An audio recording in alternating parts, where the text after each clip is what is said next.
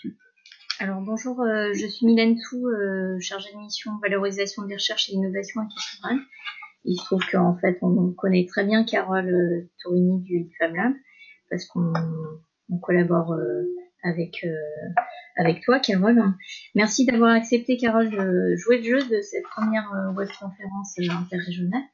On s'était dit en fait, voilà, quelque chose aussi qui pourrait intéresser d'autres territoires, d'autres régions, sur des problématiques qui peuvent les concerner, le numérique, les tiers-lieux, les Fab Labs, mais toujours avec des questionnements sur l'intérêt pour le développement rural, local. Et donc, on a pensé à toi pour cette première webconférence. Donc, voilà, notre intention, c'était de montrer en quoi justement ces démarches qui émergent de Fab Lab, qui sont des tiers-lieux en partie, de manière particulière, peuvent contribuer au développement local des territoires ruraux. Et en te contactant, Carole, ce qu'on trouve intéressant aussi, c'est la réflexion que vous avez sur en quoi c'est aussi un outil qui contribue à l'innovation, la coopération des acteurs des territoires ruraux, d'où l'intitulé de cette session, et plus particulièrement dans le champ du développement économique. Parce que il y a aussi des problématiques spécifiques en milieu rural. Donc, du coup, c'est sur ça qu'on a aussi guidé, recentré l'intervention de Carole.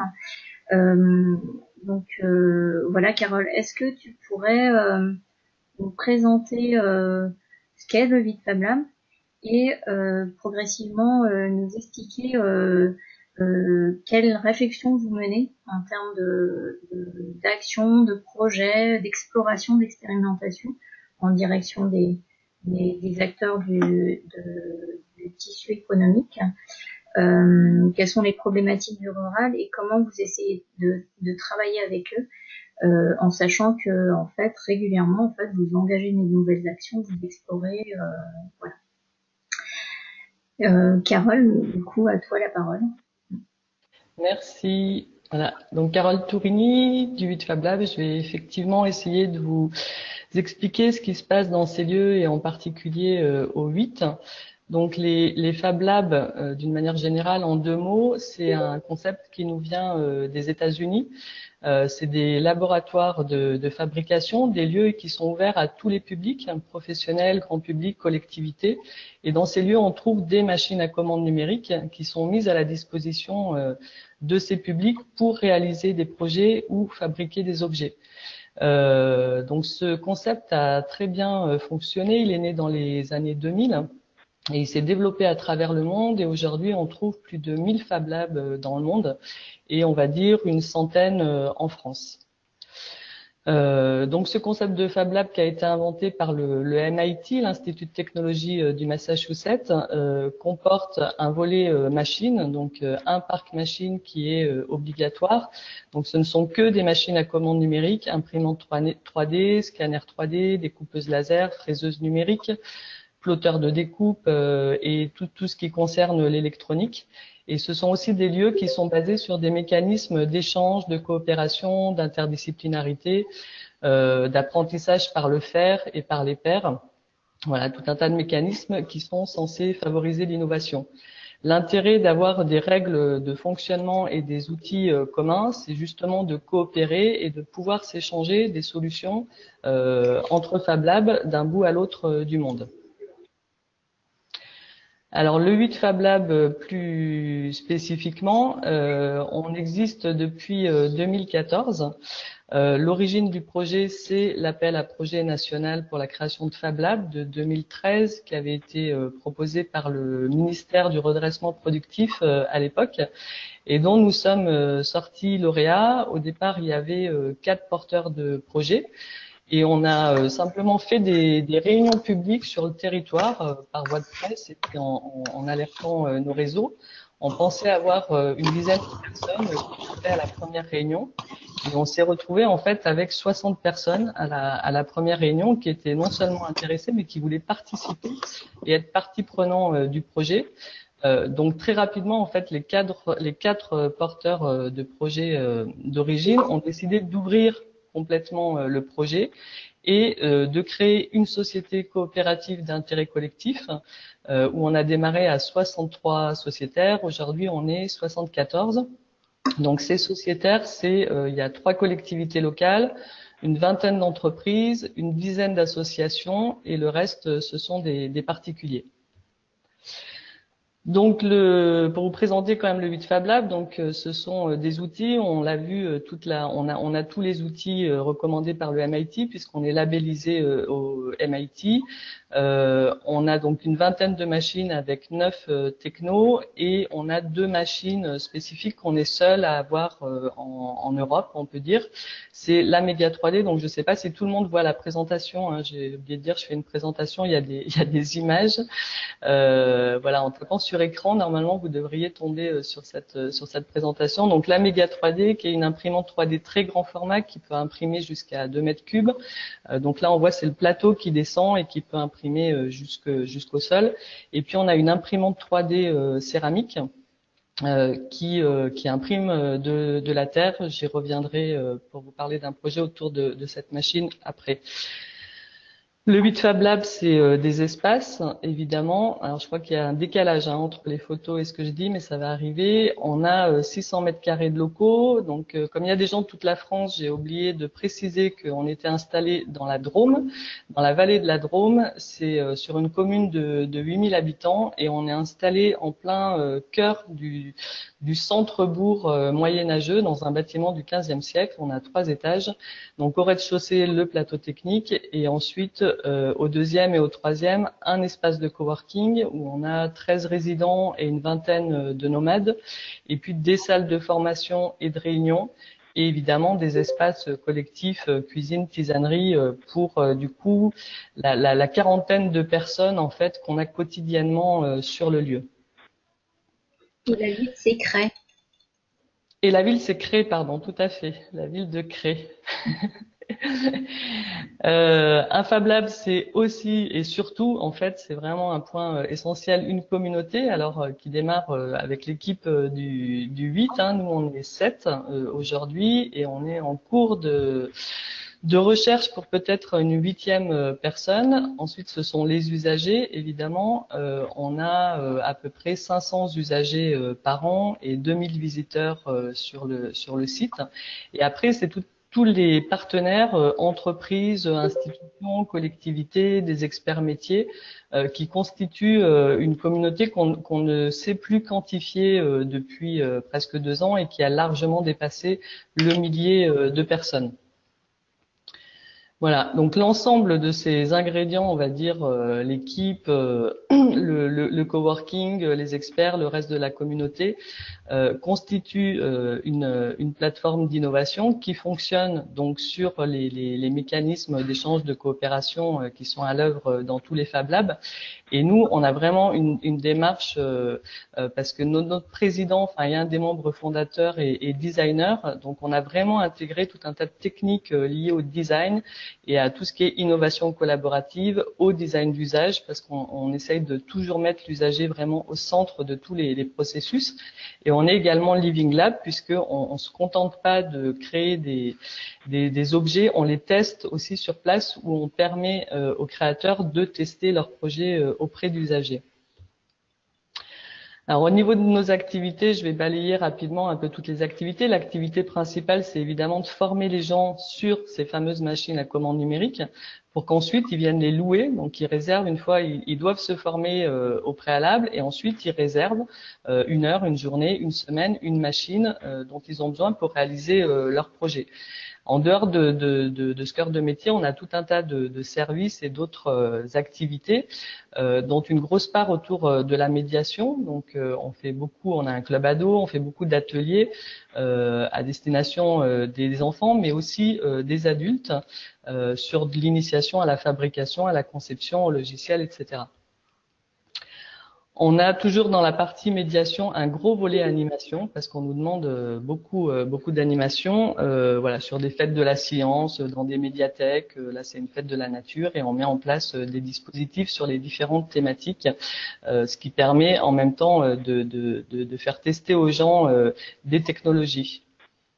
On travaille évidemment beaucoup avec les scolaires et en particulier avec les collèges en lien avec le département de la Drôme. C'est des gros programmes depuis plusieurs années, enfin, et qui se renouvellent chaque année. On est également centre de formation professionnelle. C'est aussi un gros volet de notre activité, donc sur des formations collectives ou individuelles. Donc là, des demandeurs d'emploi, mais beaucoup d'entreprises, de TPE, d'artisans.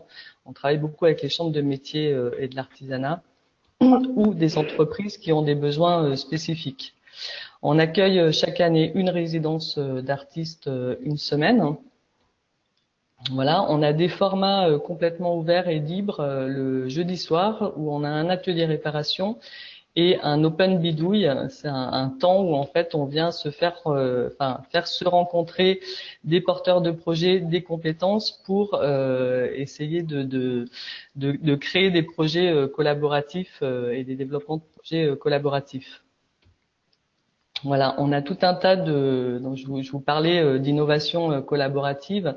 On a tout un tas de formats justement pour générer des innovations collaboratives, donc type hackathon, séminaire, workshop, qu'on met en œuvre et de plus en plus, c'est des formats qui sont très productifs en termes de rendu. Voilà. Et puis après, donc l'activité quand même principale, enfin pas principale, mais sur laquelle on essaye vraiment d'avancer, c'est tous les services aux entreprises, aux professionnels.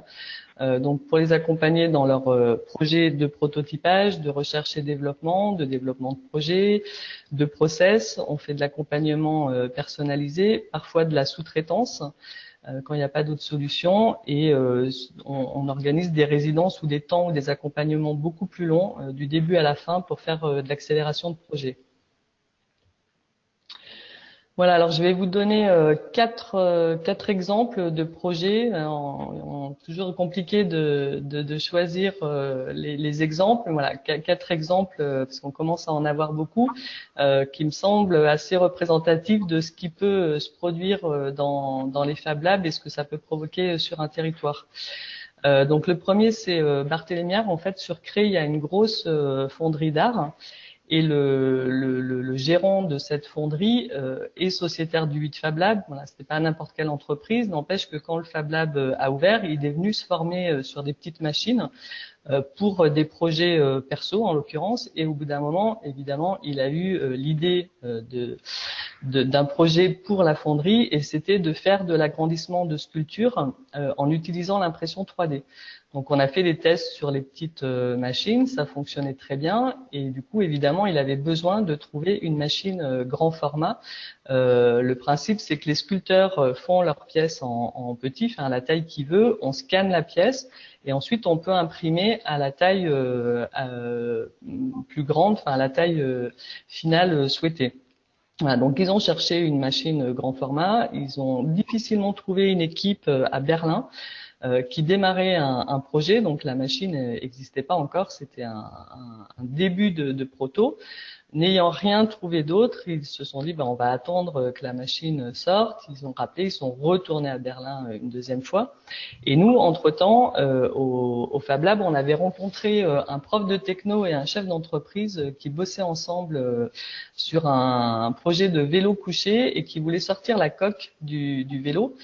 Donc, ils cherchaient aussi une imprimante grand format qu'ils n'ont pas pu se trouver, sauf que c'est des vrais professeurs tournesol et ils ont décidé de fabriquer la machine. Voilà, donc c'est cette fameuse méga 3D qui est de nouveau en photo et qu'on a au Fab Lab. Donc au bout d'un moment, on a dit au gérant de Barthélemy, vous devriez rencontrer ces gars parce qu'ils ont fait une machine. Voilà, je vous passe les détails, mais après être allé 2 fois à Berlin, Barthélemy a finalement acheté une machine à 15 km de l'entreprise.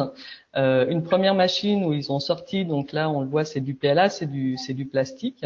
Et le problème c'est vite posé sur le changement d'échelle où les sculpteurs avaient besoin de retoucher les pièces qui étaient très compliquées sur le PLA. Donc ils ont rebossé sur le matériau, ça fonctionnait pas. Et du coup ils ont bossé en fait sur la machine, donc au Fab Lab avec toujours le prof de techno et l'autre chef d'entreprise. Et en fait ils ont sorti une machine qui imprime directement de la cire. Ce qui les a amenés en fait à une innovation majeure dans le monde de la fonderie parce que ça leur permet de sauter une étape puisque quand on a la pièce en plastique, en fait, il faut refaire un moule pour faire de la cire qui fait la cire perdue quand on coule le bronze. Voilà, c'est des process très très complexes. Donc là, ils impriment directement de la cire, ce qui leur fait gagner une étape vraiment intéressante. Voilà. Aujourd'hui, ils ont donc ce qui est bien, c'est qu'on ne sait pas toujours nous ce qui se passe après le passage au Fab Lab. Donc eux, on a pu suivre tout le parcours, voir ce parcours de l'innovation où on va tirer un fil et on ne sait pas où on va arriver. On n'arrive jamais là où on avait prévu d'arriver, mais on arrive toujours quelque part. Et donc, ils ont aujourd'hui 4 machines d'imprimantes cire. Et après un an d'activité, là, je leur ai pas redemandé. Ils m'ont dit que c'était 10% de chiffre d'affaires en plus et 2 équivalents temps plein. Voilà. Donc c'est une de nos belles histoires. Là, ils continuent ils continuent d'emporter des parts de marché. Ça fonctionne très très bien. Voilà, ils sont très contents. Et donc, comme ils sont passés à la cire, la fin de l'histoire où tout le monde est toujours gagnant à collaborer, ils nous ont laissé l'imprimante plastique. Et c'est pour ça qu'on est donc ceux de Berlin ont fini par sortir leur machine, mais elle est de quelques centimètres, elle est un peu moins grande de quelques centimètres, donc on a la plus grosse imprimante d'Europe. Voilà. Alors là, un exemple d'une sculpture en cire. Donc c'est un girafon qui est installé avec sa mère, qui fait 4 mètres de haut, au parc de la Tête d'Or pour ceux qui sont du coin. Voilà. Un autre projet collaboratif qu'on a accueilli à la demande d'une entreprise et en fait on s'est retrouvé à 6 partenaires. Donc l'idée, voilà, c'est qui nous a été proposée, c'était de faire, on voit pas très bien sur la photo, une carte en relief personnalisée. Et là, on a travaillé donc avec 4 autres entreprises et une collectivité locale. C'est ce qui était un peu original, où la collectivité en fait a commandé la première carte, donc a payé d'avance une première carte sans garantie qu'on sorte la carte, mais ça a financé une partie de l'expérimentation. On a bossé 1 an et demi sur ce projet avec les différents partenaires. Et on a réussi à trouver un process, on a failli abandonner plusieurs fois, mais on a réussi à trouver un process pour sortir des cartes en relief personnalisées qu'on vend pas mal et on continue de développer le produit pour de la vente avec un système un peu particulier où du coup il y a 2 autres boîtes qui restent parce que le principe c'est qu'on imprime un moule en 3D. Ensuite, on peut imprimer n'importe quel visuel sur un plastique à plat qu'on vient thermoformer sur le moule. Voilà. Donc, on peut avoir une vue satellite, une carte géologique, IGN, ce qu'on veut. Voilà. Donc, la boîte de thermoformage et d'impression, en fait, à chaque commande, on a un process entre nous où les 3 boîtes, donc il y a lui de Fab Lab qui imprime le moule, l'imprimeur qui imprime et la boîte de thermoformage qui fait le thermoformage, voilà. Donc tout le monde a continué de bosser à chaque fois qu'il y a une commande et chacun est commercial de l'activité, du produit.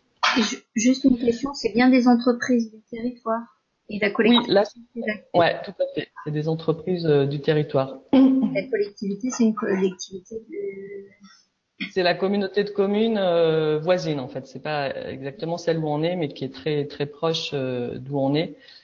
Qui a commandé en fait pour un SCOT, pour un projet de SCOT, donc c'était un document de travail, enfin un outil de travail. Ils ont commandé cette première carte en relief. Ouais. Et juste, peut-être que tu as prévu peut-être ça dans ta conclusion. Du coup, tu pourras nous dire finalement quels sont les bénéfices pour eux d'avoir pu développer ce type de projet. Alors, en dehors alors il y en a un, c'était, il voulait faire un truc autour de la 3D, trouver une innovation. Enfin voilà, chacun avait des envies spécifiques. Il me semble que ce qui était le plus important, c'est que les autres qui sont accrochés au projet après, eux, le truc collaboratif, le Fab Lab, ça leur parlait pas du tout. Ils se sont dit c'est l'occasion de découvrir en fait cette impression 3D sans que ça nous coûte rien. Voilà. Donc eux en fait au départ je m'en suis rendu compte après, mais ils sont rentrés dans la collaboration mais pour leur propre profit sans vraiment croire à d'autres intérêts de la collaboration. Mais comme on a passé 1 an et demi ensemble, on s'est vu au Fab Lab, voilà. Puis après le projet a bien marché, et ça continue de très bien marcher. En fait on a beaucoup de demandes, il y a eu de la presse, beaucoup, etc. Ils se sont pris au jeu de la collaboration et c'est ça qui était vraiment intéressant, c'est qu'à la fin du projet, celui qui l'a proposé au départ aurait pu dire bon ben moi je récupère le projet, je le commercialise, voilà nous c'était fini. Et en fait c'est eux qui ont voulu poursuivre la vente du produit en collaboration et de continuer à tester des modèles, parce que là sur la commercialisation on est loin d'avoir tout réglé, tout le monde est débordé en plus, mais voilà sur la commercialisation, les commandes, l'acheminement du projet, les différentes étapes, comment on se fait passer les produits les uns aux autres, c'est assez compliqué. Voilà. Mais du coup, on expérimente ensemble des nouvelles façons de produire. Voilà. Ça, c'est intéressant parce que du coup, ça crée des collaborations et ça fait monter aussi en compétences sur des aspects de conception, impression numérique. Là où, oui. en fait, ils avaient pas. Ça, c'est intéressant, c'est que vous êtes présent sur le territoire, ils n'avaient pas accès à ce type d'outils et donc ils n'avaient pas encore l'expérience, le savoir-faire et ça leur fait gagner. Oui, tout à fait, ça leur fait gagner du temps et en plus là, voilà, c'est typique des méthodes de Fab Lab, c'est qu'ils apprennent en appliquant, c'est-à-dire vraiment à partir d'un projet concret, en se confrontant, en voyant tous les avantages, mais aussi tous les inconvénients de ces technologies et ce qu'elles impliquent et ce qu'elles apportent. Je poursuis avec le 3e projet. Oui, oui. Et après, en fait, faudrait passer après à un temps d'échange avec les participants. Alors j'ai 2 derniers projets. Après j'ai fini. Je vais accélérer un peu sur les 2 derniers. OpenStreetAuto, là c'est un projet du coup pas. Là c'est quand même important pour montrer 2 notions. Pourquoi on est ouvert à tous les publics et l'intérêt de ne pas être ouvert qu'aux professionnels, parce que l'innovation ou les projets économiques ne viennent pas toujours du monde économique. Et donc là c'est le cas de Vincent Derès, donc qui est le papa d'une petite fille handicapée, et qui est venu au Fab Lab en tant que particulier, en tant que père de cet enfant handicapé qui est autiste, qui ne parle pas, qui ne sait pas manipuler tout un tas d'objets, dont une tablette tactile par exemple. Elle comprend pas qu'il faut appuyer au milieu, voilà. Donc elle a aucune autonomie. Elle fonctionnait avec des pictogrammes, c'est-à-dire des images sur lesquelles il y a un verre d'eau quand elle a soif, la vignette du dessin animé ou du film qu'elle veut regarder, de l'album musique qu'elle veut écouter, etc. Elle donne la carte, le picto à un adulte qui doit faire l'action pour elle. Donc elle avait aucune autonomie et c'est très contraignant pour les adultes qui l'accompagnent. Voilà. Donc son père, il avait cette idée depuis très longtemps. Dès que le Fab Lab il a ouvert, il s'est dit c'est là que je vais pouvoir réaliser mon projet. Il a passé plus de 3 mois au Fab Lab et donc il a repris le système des pictos puisqu'elle le maîtrise bien, avec simplement un boîtier et des puces RFID sur les pictos. Et du coup, le principe, c'est quand elle passe la carte sur le boîtier, ça déclenche des actions sur des tablettes ou des smartphones. Donc, ça lance un film, ça lance de la musique, ça peut lancer un diaporama, ça peut lancer un Skype. Voilà, on peut imaginer plein d'autres choses, mais elle, c'est les activités qu'elle a l'habitude de pratiquer. Voilà, donc lui il l'a fait pour sa fille, ça a très bien marché. On a présenté son projet et en fait ça a fait un buzz tout de suite, voilà, vers plein de publics, parce qu'en fait tout le monde n'a pas une enfant handicapée, mais il y a plein de gens qui ont pensé à leur mère qui avait Alzheimer, à une tante très âgée, à des enfants en bas âge, à d'autres types de handicaps. Voilà, donc cette personne, alors en l'occurrence, pour ne pas vous montrer que des projets de grande réussite, cette personne, du coup, puisque les gens, tout est en open source, mais les gens voulaient le produit tout fait. Donc, il a été incubé pendant 1 an pour essayer de produire le boîtier et le distribuer. Étant père seul avec une enfant handicapée, c'est monter une boîte en fait, ça n'a pas été, ça a été trop compliqué. Donc, voilà, cette création d'entreprise n'a pas eu lieu. Elle aurait pu avoir lieu. En l'occurrence, moi j'ai vu le produit. Enfin, le produit il est vendu aujourd'hui, il existe. On peut l'acheter tout fait et c'est pas lui qui l'a produit. Voilà. Mais donc ça aurait pu être un projet économique qui continue en tout cas. Donc là, on n'a toujours pas la fin de l'histoire, qui continue d'évoluer parce qu'il y a plein d'autres acteurs en fait à qui on présente son projet qui imaginent le détourner pour d'autres usages. Parce que là, le deuxième point important sur cet exemple, c'est qu'il n'y a pas de grosses innovations technologiques. Lui, il n'était pas électronicien, donc ça a été long de le faire. Mais n'importe quel électronicien peut le faire très facilement.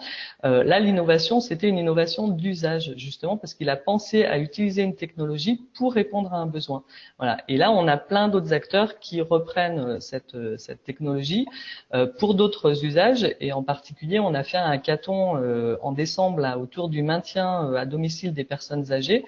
Et là, donc, il y a un groupe qui a travaillé, qui avait une idée qui s'approchait de ce projet, donc on leur a donné le projet et qui sont repartis de ce projet pour le faire évoluer pour du maintien à domicile de personnes âgées. Voilà. Et le dernier projet, après je vous laisserai poser des questions, donc c'était quand même 3D 3 Terre, parce que c'est aussi le projet qui est en cours en ce moment et un projet qu'on mène avec Cap Rural et tout un tas d'autres partenaires. Donc c'est à partir de l'imprimante 3D céramique. L'idée c'était de confronter en fait cette nouvelle technologie à des territoires, puisque dans la Drôme on a une forte culture potière, en particulier sur 3 territoires. Et du coup, qu'on a intégré au projet pour voir ce que cette nouvelle technologie ou l'apport de cette imprimante pouvait provoquer positivement ou négativement en termes de développement local, de création, d'innovation, de collaboration, etc. Donc le principe, en fait, on a cherché, enfin, il y a une vingtaine de professionnels de la céramique, designers, potiers, artistes, qui donc on fait des workshops d'1 semaine. Donc en ce moment on finit le deuxième workshop et il y aura le troisième en février. On les a formés sur les outils et ils doivent produire au moins une pièce. Donc là, il y a quelques exemples avec des outils, donc des logiciels de CAO 3D, mais aussi de la réalité virtuelle, comme on peut le voir sur la photo. Et donc l'idée, c'est de faire une exposition assez médiatisée avec l'ensemble des pièces réalisées par les professionnels. Et en parallèle, il y a un comité opérationnel en fait qui est constitué d'élus des territoires, d'institutions type la Chambre des métiers et de l'artisanat, de techniciens des collectivités, d'office du tourisme, enfin, voilà, plein d'autres secteurs, ceux qui étaient intéressés pour participer et qui vont étudier ce qui se passe, voilà, qui vont mettre en place des indicateurs et essayer de qualifier, voire de quantifier ce que ces nouvelles technologies peuvent apporter dans des domaines tels que les métiers d'art ou la céramique. Voilà, excuse-moi d'avoir un peu débordé. Oui, j'ai fini. Non, non, mais il n'y a pas de souci, c'est moi aussi qui t'ai coupé. Mais c'était important d'avoir ces expériences concrètes pour comprendre aussi. Et là, c'est intéressant effectivement à travers votre expérience de voir comment en fait se tissent, enfin, s'expérimentent des nouvelles choses, se tissent des collaborations. Et ça, c'est vraiment le principe du Fab Lab. Et moi, ce que j'ai retenu, et tu l'illustres très bien dans ton propos, c'est que le fait aussi que ça soit un lieu ouvert à tous, en fait, il y a des entreprises qui vont côtoyer aussi monsieur, madame, tout le monde. Et du coup, ça échange des idées, voire également des compétences. On le voit par exemple sur la première expérience. Voilà. On vous propose de passer à une séquence d'échanges, questions-réponses, pour ceux qui le voilà, c'est l'occasion, hein, on a Carole sous la main et on sait que Carole enfin voilà, un emploi du temps qui est voilà bien occupé. Donc on vous propose d'ouvrir votre micro pour ceux qui souhaitent poser une question, d'ouvrir votre micro et de poser votre question courte de préférence, de manière à ce que Carole puisse entendre. Alors en posant votre question, présentez-vous bien entendu. Voilà, il nous reste 25 minutes pour échanger, donc c'est quand même assez confortable.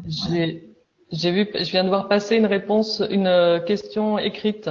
Donc, alors, elle reste pas longtemps, mais j'ai eu le temps de la lire parce qu'elle était courte. Donc, je peux peut-être déjà répondre à celle-là. C'était de savoir si on faisait des visites pour des structures extérieures, enfin pour des collectivités ou pour des personnes extérieures. Donc oui, on en fait. Alors il y a deux possibilités. Tous les mercredis après-midi, on est en visite libre, sans rendez-vous, ouvert à tous les publics et on explique ce qu'on fait. Voilà. Si c'est une visite officielle sur réservation, on est maintenant débordé de demandes de visite, donc elles sont payantes. Voilà. Donc c'est possible, il faut nous appeler et voilà. Et on vous fait un devis. Voilà, victime de votre succès. Ouais. Désolée, avant c'était gratuit. Autre question, et pendant que des visites virtuelles. Ouais.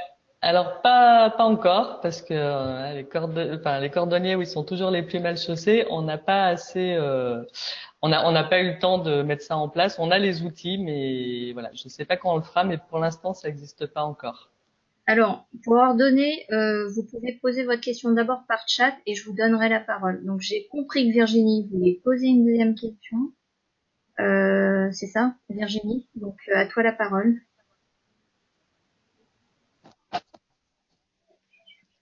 Il faut que tu appuies sur le micro. C'est bon? Oui. Est-ce que c'est bon? Oui. Oui, moi c'est bon. Tu peux t'approcher de ton micro pour qu'on t'entende mieux. C'est juste un petit casque, donc j'espère que ça va fonctionner. C'est bon?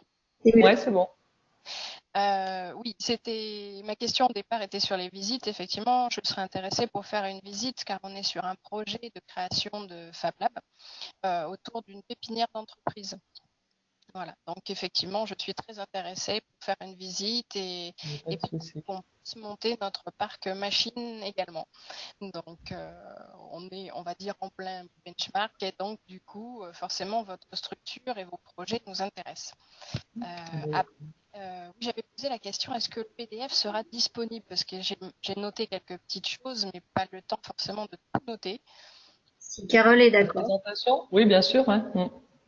Voilà, nous, je peux vous dire aussi je suis un peu en retard là, mais sur notre site internet, il y a une page ressources aussi où on essaye de partager le plus de choses possible, donc que ce soit administratif ou d'animation, enfin dans tous les secteurs. Et donc il y a nos bilans, il y a tout un tas de choses qui présentent le Fab Lab. Vous pouvez déjà trouver pas mal de choses sur cette page. Alors, du coup, j'en profite pour ceux qui veulent récupérer le PowerPoint que nous mettra à disposition Carole et on vous mettra le lien sur son site, sur le site internet du VIT. N'oubliez pas de nous transmettre vos adresses mail. Alors, soit vous l'avez déjà renseigné, soit mettez-nous le par chat par sécurité. Et juste, alors du coup, je regarde les questions des filles. Voilà, il y a une question de Nicolas Frodon. Nicolas, est-ce que vous voulez la poser? Oui, bonjour à tous. Merci pour cette présentation intéressante. J'avais une question effectivement sur le modèle économique du Fab Lab. Est-ce que comment vous avez fonctionné avec des subventions au départ? Maintenant, ouais. Est-ce que vous êtes autonome financièrement? Enfin, comment ça se passe? Est-ce que vous avez une tarification pour les particuliers, les entreprises? Alors, plusieurs questions. Donc, effectivement, on a eu des gros financements au départ, hein, puisque avec l'appel à projet, on était quasiment à 80% de financement. L'idée, on nous demandait des comptes sur notre modèle économique et on a construit un modèle économique à 5 ans où on devait passer de 80% de subventions à 80% d'autonomie et seulement 20% de subventions. On a atteint cet objectif avant les 5 ans, donc on était assez contents. Sauf que c'est la 4e année, justement, on nous a dit mais les 20% de subventions, là, c'est fini, ça, vous devez être à 100% autonome. Voilà, on s'est retrouvé pendant 8 mois sans aucune subvention en année 4. Et on a cru que du coup toute la belle aventure allait s'arrêter là. Voilà, donc on a un peu rué dans les brancards et on a, alors je sais pas trop par quel miracle, en fait, on a eu un financement région cet été sur 3 ans, voilà, donc qui va couvrir à peu près ces 20%.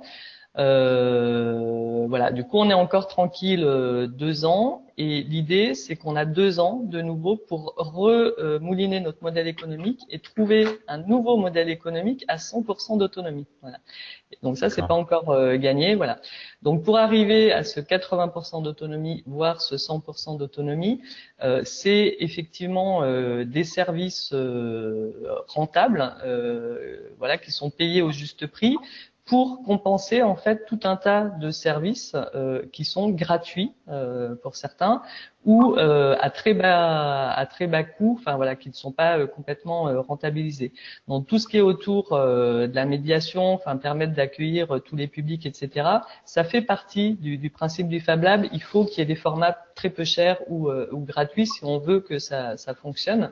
Voilà. Mais après, les services aux entreprises, tout ce qui est personnalisé, la formation aussi, c'est une brique assez importante de notre modèle. Voilà, doit permettre de financer l'ensemble de l'activité.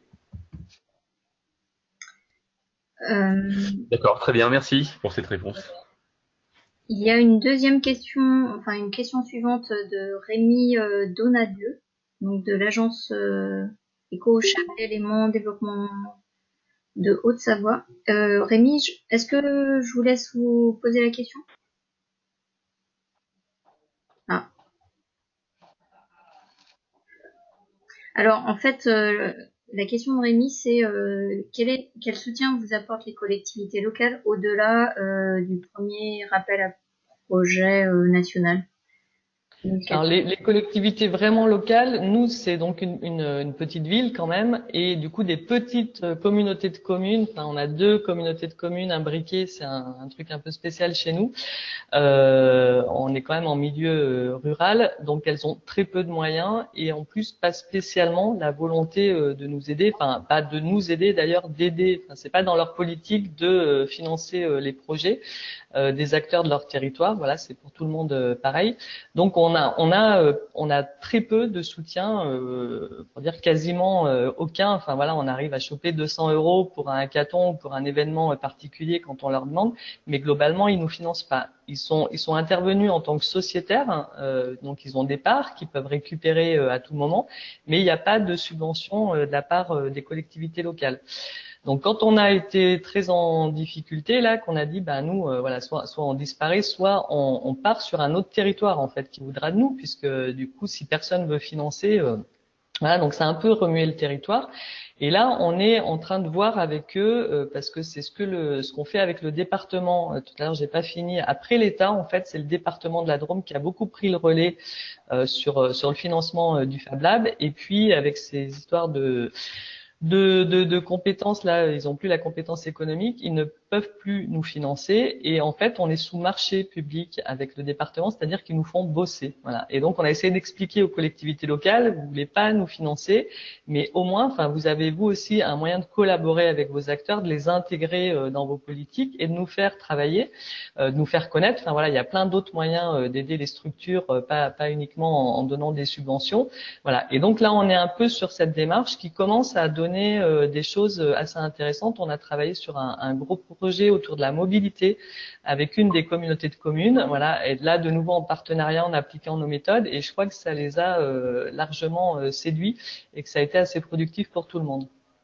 Et puis d'ailleurs, sur l'expérience de 3D 3 Terres, il y a 3 collectivités en fait qui sont. Oui, il y a 3 collectivités, une surtout qui finance et les 2 autres qui, voilà. Alors après c'est toujours, ils n'ont pas d'argent non plus personne n'a d'argent. Mais Voilà. par contre, du coup, l'idée, c'est aussi d'impliquer les agents de développement et les élus qui peuvent être relais avec des acteurs locaux. Voilà, c'est. Oui, après, voilà, il y a cette aide technique, mais il y a un moment, il faut quand même, enfin, surtout pour impulser des choses complètement nouvelles, il y a un moment, il faut quand même un peu d'argent, et je continue de penser que voilà, les politiques publiques servent à ça, mais bon, voilà, c'est. Alors, J'ai pas vu passer la question. Ouais. Rémi, j'espère que la réponse vous convient. Je suis désolée, c'est moi qui avais coupé votre micro au tout début pour pas avoir de parasitage. Je l'ai réouvert au cas où. Une question de Chloé Tancam, d'AgroParisTech. Chloé, est-ce que vous voulez poser votre question? Oui, est-ce que vous m'entendez? Oui. Oui. Oui. Bonjour. Alors, donc, je suis avec Sabine à Nguyen-Bas. On est dans le même bureau, on est dans les mêmes locaux d'AgroParisTech. Alors, merci pour la présentation. Donc, on avait un peu cette double question, moi plutôt sur la relation avec les autres entreprises du territoire. Est-ce que vous avez voilà, réussi à embarquer, au-delà des initiatives que vous avez citées, des entreprises qui, j'imagine, peuvent être de taille un peu plus importante? Est-ce qu'il y a des contacts qui se font dans ce sens-là? Et la question plutôt de Sabine, c'était la même en direction des associations. Alors, on fait l'hypothèse qu'il y a peut-être des associations qui ont aussi un intérêt pour des approches assez ouvertes et de ce type. Est-ce qu'il y a, pareil, un réseau qui se constitue avec peut-être des effets d'entraînement sur le territoire? Voilà. Merci. Oui, sur les entreprises, là, j'ai oublié de dire, j'ai parlé de 500 usagers à peu près annuels. On est presque à parité professionnelle et grand public. On a un peu plus d'entreprises, donc on a plus de 200 entreprises ou de porteurs de projets économiques qui sont usagers du Fab Lab. Voilà. Alors après, sur la typologie de ces entreprises, c'est évidemment d'abord des TPE, enfin des toutes petites entreprises, mais quelques PME et aussi quelques grandes entreprises multinationales qui sont peu présentes sur notre territoire. On n'a pas beaucoup de grosses entreprises, mais il y en a quand même quelques-unes avec qui on a bossé. Et c'est assez intéressant. Enfin, il y en a une en particulier, enfin même toutes. Souvent, les grosses entreprises ont leur bureau d'études, ont des compétences. Enfin voilà, le Fab Lab, ça les fait marrer. L'impression 3D, ils ont leur imprimante 3D, sauf ils la font pas marcher, ils savent pas la faire fonctionner.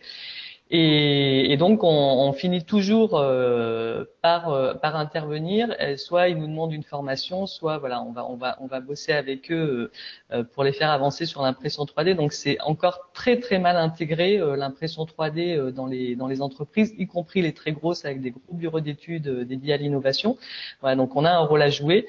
Et puis sinon donc les petites entreprises sont les plus souples, les plus ouvertes à l'innovation. Là, c'est pareil, hein, c'est contre-intuitif. On pourrait croire que les grosses boîtes vont faire plus d'innovation que les petites, mais en fait, les grosses boîtes sont prises dans des procédures et des protocoles comme des grosses administrations qui sont très complexes. Et surtout, elles ont des gros stress au niveau de la confidentialité. Donc ça, c'est un problème vraiment. On travaille dessus. On l'a vu sur la céramique, puisqu'il y a des grosses entreprises autour de la céramique qui sont venues voir la machine plusieurs fois, qui étaient très intéressées, etc. On a essayé de les faire rentrer dans le projet collaboratif, mais là, au dernier moment, de se dire qu'ils vont travailler en groupe, que peut-être ils vont laisser échapper une connaissance ou un tuyau sur leur produit qui va servir à d'autres. Enfin, voilà. Donc il y a une culture effectivement de l'entreprise qui est très refermée sur elle-même.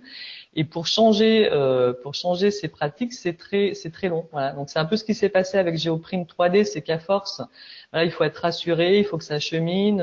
Donc on voit nous sur notre territoire, ça se détend et qu'on a de plus en plus d'entreprises qui viennent s'intéresser à ce qu'on fait. Voilà. Mais c'est plus long qu'avec d'autres publics et plus compliqué. Est-ce que c'est bon pour la réponse? J'ai oublié votre... Alors peut-être sur l'aspect association, parce qu'il y avait, Ah oui, il y avait un deuxième volet, pardon. Oui, alors là, on bosse beaucoup avec beaucoup d'associations. La vallée de la Drôme, c'est quand même un territoire très spécifique qui est très organisé en réseau, avec des réseaux qui sont très interconnectés. Ça fonctionne très bien. Donc oui, on travaille avec beaucoup d'associations. Voilà, de manière complètement variée, quoi, en service, en formation, mais surtout sur des projets collaboratifs, en dépannage, en renvoi de clients, voilà, en échange de compétences. Enfin, on travaille énormément avec les associations de la vallée. Puis d'ailleurs, c'est intéressant dans la composition des sociétaires et des fondateurs, dans les profils. Ça représente en fait cette diversité et aussi cette partie de réseau. Est-ce que tu peux nous rappeler le profil des sociétaires? Il y a une personne qui a posé la question. Le profil des sociétaires, donc c'est 3 collectivités locales. Enfin, il y a la ville de Cré, les 2 communautés de communes là, qui nous entourent, une vingtaine d'entreprises, une dizaine d'associations et le reste ce sont des particuliers. Et dans les fondateurs, il y avait des entreprises par exemple? Oui, il y avait du coup 2 entreprises, une association et moi qui étais en statut particulier en fait. Donc ça vous donne une idée en fait aussi d'où part le Fab Lab finalement. Oui, c'est vrai que les 4 personnes en fait, chacune avec leur réseau. Moi, j'étais plus sur la partie collectivité locale justement. Les 2 entreprises et puis l'association et chacun avec son réseau. Voilà, on a été tout de suite très ouvert sur tous les champs. Alors, merci. Question suivante, on en a encore. Il nous reste combien de temps? 5 minutes. Ça va être dur. Dominique, c'est notre collègue à Lyon. Excuse-nous, on va donner la priorité aux questions des autres personnes. Et on reviendra sur la tienne après. Donc une question de alors Juliette Tilliard-Blondel. Juliette, vous voulez poser la question? Ok, bonjour, vous m'entendez? Oui. Alors ma question c'était une question un peu institutionnelle et puis je suis désolée parce que j'ai loupé les quelques premières minutes et je m'intéresse pas mal à ce qui se passe dans la Drôme de manière un peu générale. Moi je travaille plutôt dans le développement durable et je voulais savoir si vous aviez des liens avec BioVallée et avec les parcs naturels régionaux. Alors avec BioVallée, oui, on est adhérent. Enfin voilà, ça fait partie des réseaux. On se connaît tous, hein, de toute façon. Même si, enfin, on se verrait au resto ou au bar de toute façon. Si on travaillait pas ensemble, on travaille ensemble. On est adhérent de BioVallée et on a. Alors il n'y a jamais eu par contre de projet très concret parce que l'histoire de BioVallée a été compliquée ces derniers temps. En tout cas, là, on est de nouveau sur l'écriture d'un projet commun. Voilà, on verra si cette fois ça porte ses fruits ou pas. Et puis il y avait un deuxième volet décidément. Après, avec les parcs. Oui, la question c'était par rapport aux parcs naturels régionaux, Vercors, Ardèche, voilà tous ceux qui sont pas alors très loin. Vercors un peu et depuis récemment, moi j'ai bossé au parc du Vercors donc je les connais bien, ils nous connaissent aussi. Là c'est tout récent qu'on a bossé, en fait on a fait des séminaires tourisme et numérique et on a fait une session dans le Vercors. Et suite à ça, ils nous ont, voilà, il faut expérimenter pour qu'ils comprennent ce qu'on fait. Et donc ils avaient jamais trop souhaité avancer avec nous avant, mais là ils ont été très demandeurs. Donc pareil, on est en train de démarrer des partenariats avec eux. Alors. Mais en Ardèche, non. Est-ce qu'on a répondu à votre question Oui, tout à fait. Bah, je me disais qu'il y avait des opportunités par rapport à la carte. La carte 3D, les SCOT et aussi les chartes de parc qui sont en train d'être révisées là pour le Vercors, la Chartreuse et les Bauges. Et pour faire essayer de combiner un peu. Je trouve ça très intéressant votre démarche, mais je suis restée un petit peu sur ma faim par rapport à la question peut-être plus environnementale. Et voilà, mais vous avez très bien répondu et ça éclaire ma lanterne. On fait une carte 3D pour les routes vertigineuses du Vercors, mais là c'est le département en fait qui l'a commandé, voilà. Ok, très bien, merci beaucoup. Merci. Rien. Alors du coup, je vérifie si donc je vais donner la parole à ça y est, donc Dominique, alors il nous reste plus beaucoup de temps, donc la parole à Dominique Bernier, notre collègue de Lyon. Sur la première question, si on pouvait se recentrer sur la première question, qui nous permettra d'aller vers un élément de conclusion sur notre sujet. Oui, alors du coup, voilà, merci effectivement pour cette présentation et ces projets très intéressants. Est-ce que vous arrivez à mesurer l'impact que effectivement le 8 Fab Lab a sur le territoire plus largement, création d'activités ou d'entreprises, en termes de liens sociaux, ce qui pourrait aussi constituer des argumentaires pour les financeurs locaux? Ouais, c'est ça le problème, c'est que on n'a pas le temps en fait. Voilà, on est débordé, donc on fait et on n'a pas le temps de prendre le recul pour faire des études. Donc on a démarré plusieurs études. Hein, ça va je vous disais tout à l'heure, 40 personnes au quotidien en plein centre-ville de Cré qui vont à la boulangerie, au resto, qui font leurs courses avant de rentrer chez eux, etc. On voulait mesurer l'impact en fait pour la revitalisation du centre-bourg qui nous paraissait importante. Voilà, la création d'entreprises, donc on en a plein évidemment, mais on n'a pas, il y a pas de document qui le note et on fait pas systématiquement le rappel des boîtes, où ça en est, votre produit, qu'est-ce que ça a donné, comme je vous ai raconté. Pour Barthélemy, des fois, il y a des très belles histoires qui se poursuivent et nous, on n'est pas au courant si on retombe pas sur les personnes ou si on les rappelle pas. Voilà. Donc effectivement, on ne le fait pas tout simplement parce qu'on n'a pas le temps. Mais tous les ans, on se dit, il faut vraiment qu'on le fasse. Par contre, vous avez quand même vous voyez certains résultats, c'est-à-dire au-delà de la création d'entreprises, vous voyez les bénéfices que ça apporte pour certains. Ah bah nous, évidemment, on voit les bénéfices que ça apporte, ça c'est sûr, on le voit au quotidien. Enfin, voilà, par exemple, les entrepreneurs individuels, tu racontes souvent cette anecdote de celui qui fabrique des baudriers pour l'escalade, où il gagne du temps parce que du coup il vient imprimer ou prototyper un élément, donc il y a du gain de temps. Ah oui, il vient tout prototyper au Fab Lab alors qu'avant il allait sur plusieurs sous-traitants répartis dans toute la région. Il y a toutes ceux qui testent des projets, voilà, c'est les dernières histoires que je raconte. On a une idée à un apéro un soir et évidemment on va pas acheter une machine le lendemain et tout mettre en œuvre pour tester. Donc là on a plusieurs personnes qui se disent bah ouais, je vais pas acheter une machine mais je vais tester mon idée au Fab Lab. Et donc ça a donné lieu à des créations d'entreprises. Il y a des jeunes porteurs de projets qui n'ont pas les moyens et voilà, dans le cadre des projets collaboratifs, si on fait venir des ressources, on jongle avec les formats de l'open bidouille, etc. Pour sortir les projets à un coût raisonnable. Voilà, tout ce qui est formation, tout ce qui est après tous les petits services, nous on est un peu le guichet unique, quoi. Voilà, toutes les entreprises nous appellent, y compris pour des trucs qui ne relèvent pas de notre compétence, mais voilà, on renvoie, on met en lien. Donc effectivement, on rend énormément de services. Et au-delà de ça, un des points qui est intéressant, c'est que en fait, c'est un véritable lieu doté d'outils numériques qui contribuent à la transition numérique du territoire. Complètement. Voilà, c'est réduire aussi la fracture, aider les gens même sur le public, hein, réduire la fracture, se réapproprier les savoirs. Voilà, non, c'est effectivement, enfin bon, forcément, hein, si on le fait, on le défend.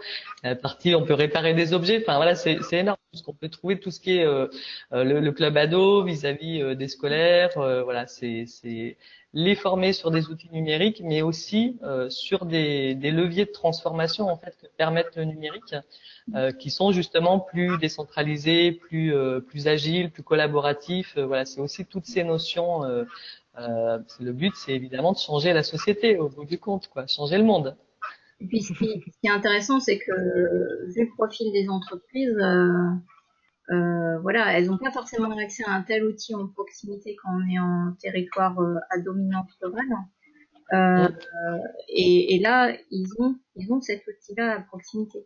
Et vous jouez le jeu. Oui, il y a aussi voilà, des machines qui sont un peu chères et qui du coup dans le Fab Lab servent d'outils mutualisés. Où là, on a aussi beaucoup de petits entrepreneurs qui viennent faire de la petite série. Voilà, ça leur permet d'aller plus vite, d'être plus rentables sur leurs produits grâce à des outils numériques. Alors, il y a 2 questions sont arrivées, donc je vais me permettre de les dire à la place des personnes. Je m'en excuse. Et du coup, comme il nous reste très peu de temps, Carole, si tu peux y répondre aussi rapidement. Donc, avez-vous des liens avec l'usine vivante de Cray qui dispose également d'un espace de coworking et d'autres services, concurrence, complémentarité? Oui. Ouais.